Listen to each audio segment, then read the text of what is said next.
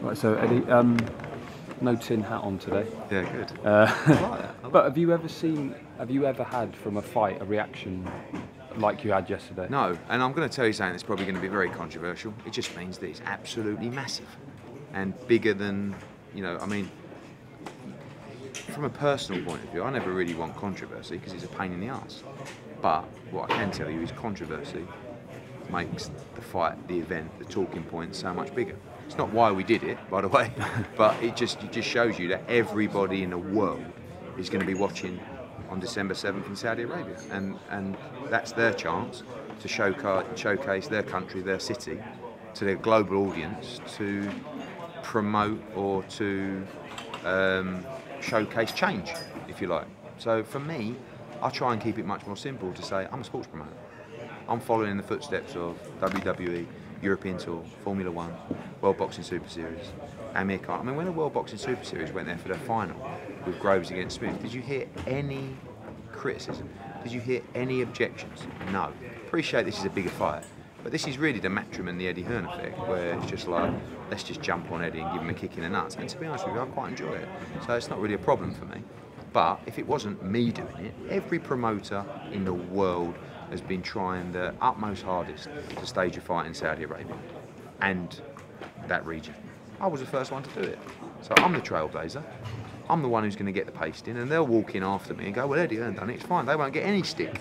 But that's how it works. It comes with the territory. So roll on December 7th. Logistically, are there any concerns about obviously the stadium going up, all this stuff about visas? There seems like a lot that has to happen. And not really, because you're dealing with people who make the decisions themselves. Do you understand? Yeah. So when you talk about visas, that's a decision made by the tournament organisers, effectively. Do you know what I mean? Yeah. So it's not we have to go and lobby the government and make sure that this is how we're doing this event to promote growth in Saudi Arabia and us as an entertainment and sports destination.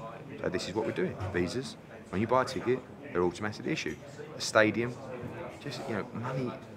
Money's not a problem for their investment in what they're doing. So yes, if they could run out of money and then build a stadium and halfway through say we don't have any money left, we wouldn't even be there. But we know the vision, we know the budget, we've seen the plans, we know the structure. And this venue now, it's not just about our event, there's a whole season. I got asked a question earlier going, like in New York, there's stuff to do during the week, but in Saudi, there's nothing to do. I'm like, well, have you been? It's like, no. So what do you mean there's nothing to do? What do you think? There's no restaurants, there's no entertainment, there's no music concerts, there's no hotels, there's no sights to see. Oh, I don't know, is there? Wait to see what they're putting around this event for fans. Huge concerts, build up, just for the fight week. When they did Formula E, they did David Guetta the night before. I think 70,000 people came to watch David Guetta. I mean, this is their chance.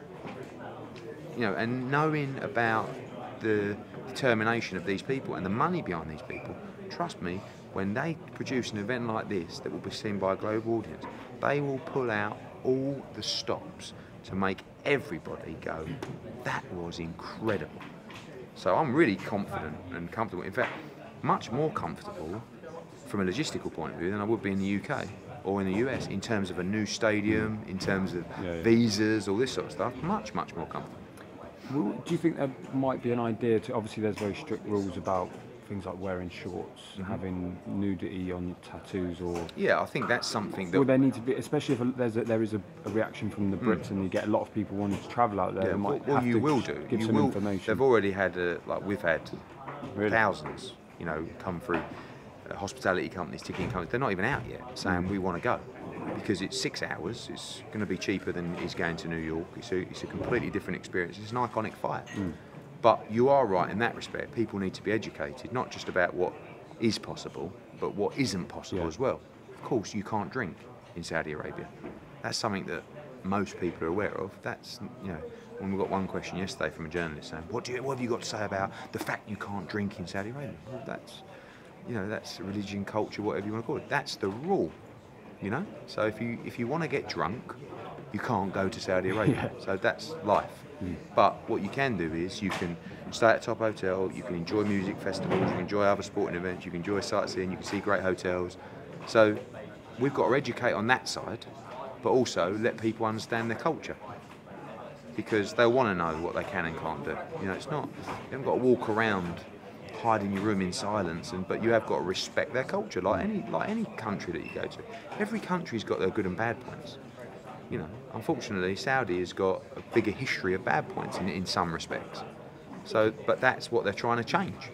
So what do? Do you let them embrace that change, or do you just say, no, you can't change? So again, I don't want to get too political, but from everything that I've been told and I've seen, the investment is there, not just to showcase Saudi, but for the people of Saudi. For the 40 million population, 70% of under the age of 24, they love sport, they love boxing. So for me, it was a no-brainer.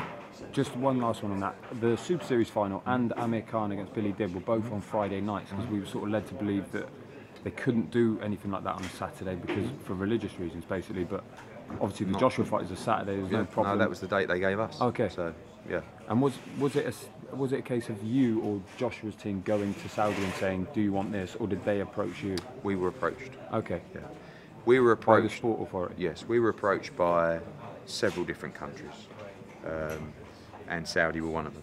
Okay. But to be honest, Dick, we have had 30 conversations with representatives of Saudi, Qatar, Dubai, Abu Dhabi, Congo, Nigeria.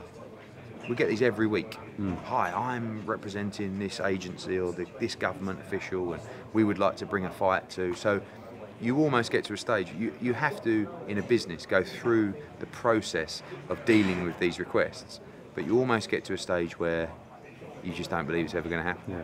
So this was another approach where I was like, Eddie, this is so-and-so from Saudi Arabia, we'd like to stage a Joshua Ruiz fight.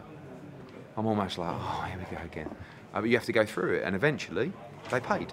And they signed. Paid the money? Yeah, the money. Of course, we wouldn't go if okay. It was just so pay is you that after the difference event. with this one? That they were because in happy any to put the situation money in? like that, you would have to have the money up in advance. Okay.